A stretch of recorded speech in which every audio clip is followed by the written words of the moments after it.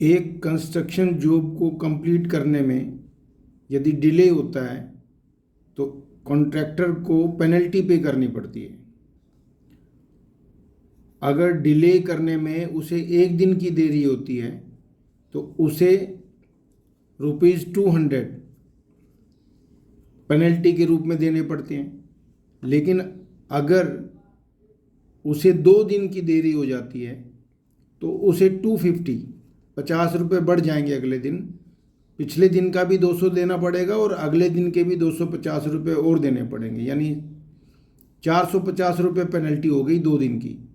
ऐसे ही 3 दिन अगर उसको डिले करता है जॉब को तो ₹50 और अगले दिन देने पड़ेंगे। पिछले 2 दिन के तो ये 450 देने ही पड़ेंगे, ₹300 और पेनल्टी पे करनी पड़ेगी। इस तरह से पेनल्टी हर रोज़ एक दिन डिले फालतू होगा तो ₹50 पेनल्टी और एक्स्ट्रा हो जाएगी। तो इस तरह से एक एपी तैयार होगी पेनल्टी की। अब क्वेश्चन ये कहता है अगर वो 30 दिन तक लगातार देर करता है, 30 दिन की देरी के बाद उसे पेनल्टी कुल कितनी देनी पड़ेगी। तो इस एपी के 30 टर्म्स का हम समेशन निकालेंगे, वो पेनल्टी होगी। ये वो एपी है जिसका फर्स्ट टर्म तो है 200 और इसका जो कॉमन डिस्टेंस है, जो डिफरेंस है कॉमन डिफरेंस, वो है 250 माइनस 200 यानी 50। इसका एनएस टर्म तो हमें नहीं मालूम है, लेकिन हमें जो कैलकुलेशन करनी है, जो क्वेश्चन करना है, वो S30 का है। मतलब हमने 30 दिन में कितनी पेनल्टी लगेगी ये निकालनी है, यानी S30 इस एपी का हमें कैलकुलेट करना है। हम S30 का वो फॉर्मूला अप्लाई करेंगे जिसमें लास्ट टर्म हमें गिवन नहीं है। 30/2 double of first term plus 1 less than 30 यानी 29D। 30 माइनस 1 को सीधा 29D कहना है। ये तो 15 हो गया। डबल ऑफ ए का डबल मतलब 200 का डबल यानी 400 हुआ, प्लस 29D, डी मतलब है 50। हमने 29 को 50 से इंटू करना है। 0 5 9 जा 45, 5 2 जा 10 और 4 14।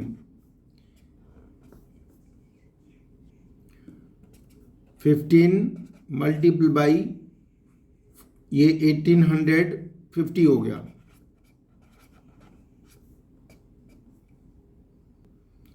अब इनका प्रोडक्ट आराम से कैलकुलेट कर लेंगे और वो आएगा 27750। और इसके साथ रुपया जरूर मेंशन करेंगे क्योंकि पेनल्टी का यूनिट रुपए में होगा। तो अगर यूनिट मेंशन नहीं करेंगे तो हाफ मार्क्स इसका कट जाता है हमारा।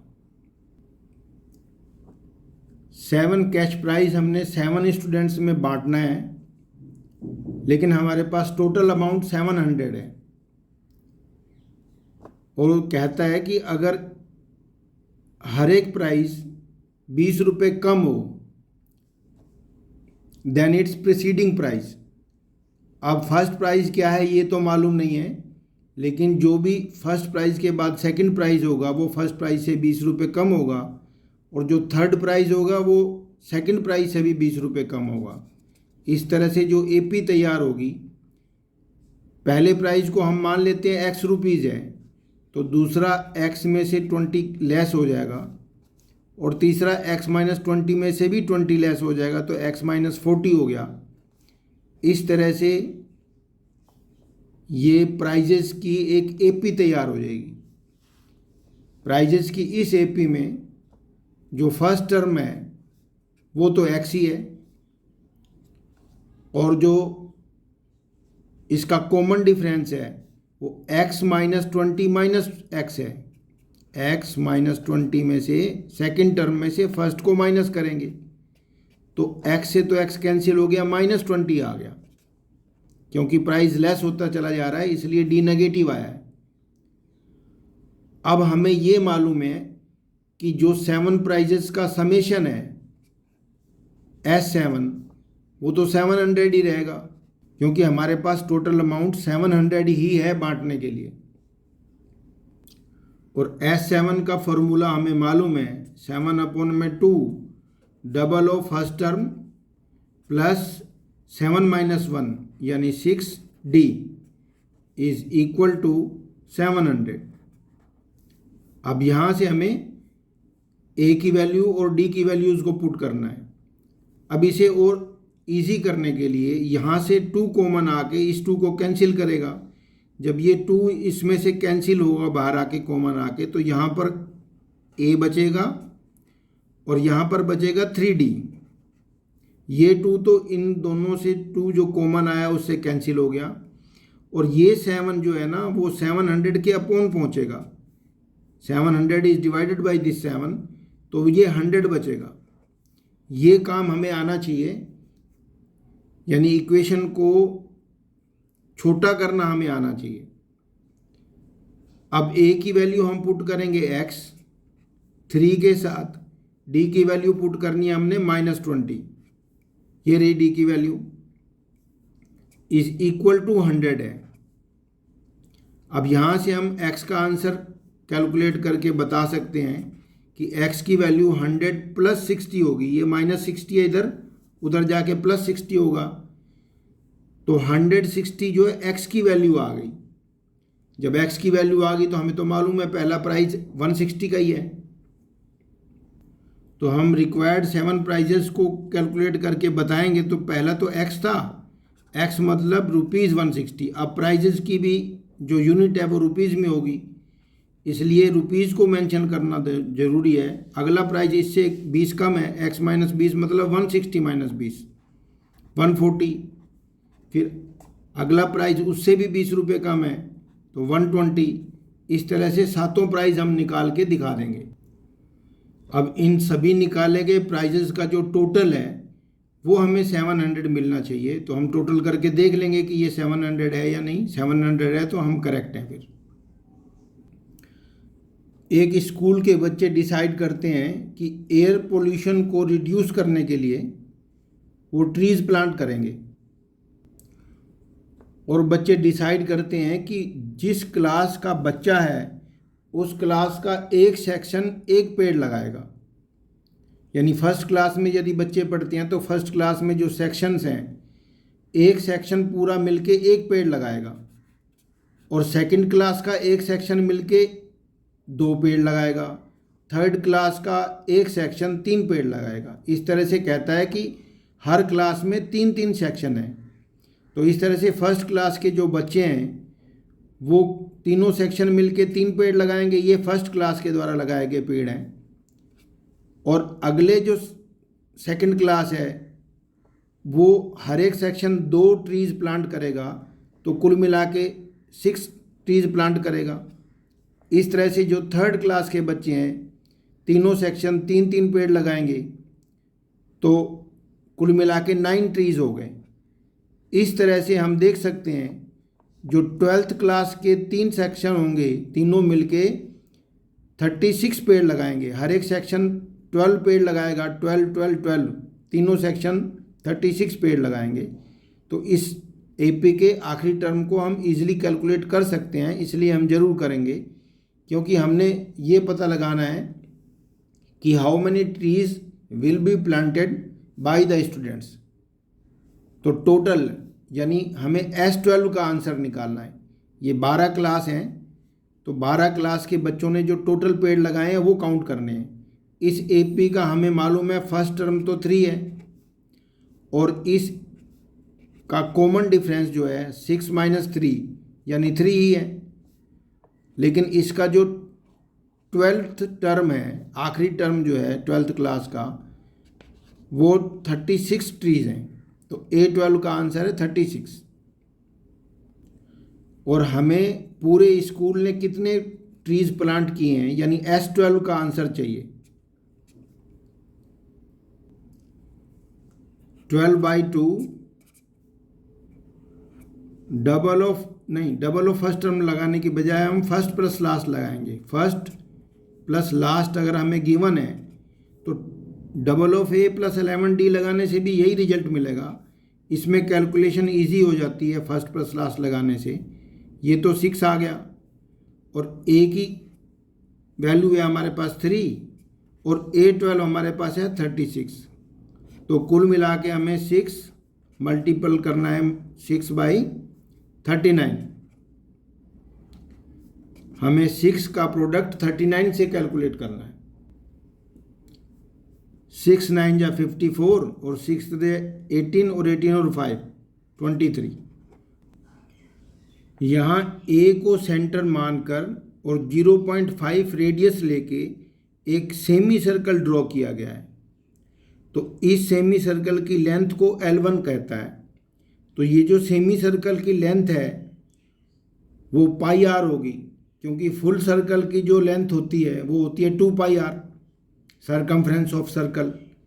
और हाफ सर्कल की, सेमी सर्कल मतलब हाफ सर्कल, और सेमी सर्कल की जो लेंथ होगी L1 वो होगी पाई आर के हिसाब से 0.5 के साथ पाई का इंटू। तो इस पहले सर्कल की जो लेंथ है वो है 0.5 पाई। इसी तरह से फिर उसने बी को सेंटर ले लिया और रेडियस को 0.5 की बजाय 1 कर दिया, 1 यूनिट का ले लिया। तो ये वाला जो सर्कल है सेमी सर्कल, इसका रेडियस 1 यूनिट है। जब रेडियस 1 यूनिट है तो 1 को हम पाई से इंटू करेंगे, क्योंकि पाई आर होता है सेमी सर्कल का सरकमफ्रेंस। तो इस सर्कल की जो लेंथ है, हाफ सर्कल की लेंथ, वो हो गई 1.0 पाई।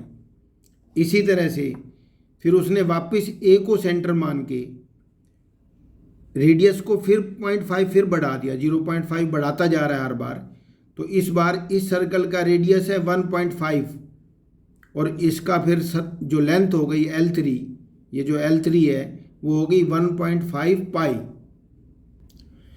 इस तरह से 0.5 रेडियस हर बार बढ़ाते हुए और रेडियस को जो सेंटर है उसे हर बार अल्टरनेट किया, चेंज करता गया। पहले ए पे रखा, फिर बी पे रख के बनाया सेमी सर्कल, ए पे रख के ऊपर वाला, बी पे रख के फिर नीचे वाला, फिर से ए पे रख के ऊपर वाला सेमी सर्कल, फिर से बी पे रख के नीचे वाला। इस तरह से ये स्पाइरल बनता जा रहा है जिसका रेडियस हर बार 0.5 सेंटीमीटर वो बढ़ाता जा रहा है। और हमसे कहता है कि अगर ये जो स्पाइरल है वो कुल मिला के 13 सेमी सर्कल से मिलके बना है, तो इन 30 सेमी सर्कल्स की जो टोटल लेंथ होगी वो बताओ। हमारी एपी में जो फर्स्ट टर्म है वो तो 0.5 पाई है, और जो कॉमन डिफरेंस है डी, 1.0 पाई में से जब 0.5 पाई को माइनस करेंगे तो 0.5 पाई ही हमें मिलेगा। और हमें जो कैलकुलेट करना है वो S13 का आंसर हमें चाहिए। 13 सेमी सर्कल्स की टोटल लेंथ हमें बतानी है, तो यानी S13 का हमें आंसर चाहिए। और हमें मालूम है S13 का जो फॉर्मूला अप्लाई करेंगे तो 13/2 डबल ऑफ ए वाला करेंगे, क्योंकि लास्ट टर्म हमें मालूम नहीं है। डबल ऑफ ए प्लस 13 - 1 यानी 12D।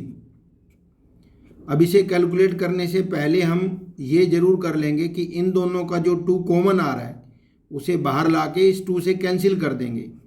तो ये 2 तो कैंसिल हो चुका है कॉमन 2 से, तो यहाँ पर 2 कॉमन आने से ए बचा होगा और यहाँ पर 6D।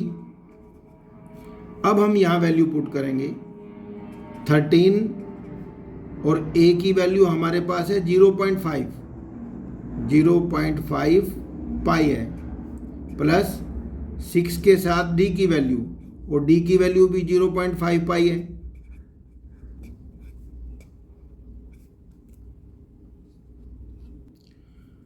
सिक्स 5 जा 30 होता है, ये तो 3.0 पाई हो गया ये वाला, और ये हो गया 0.5 पाई।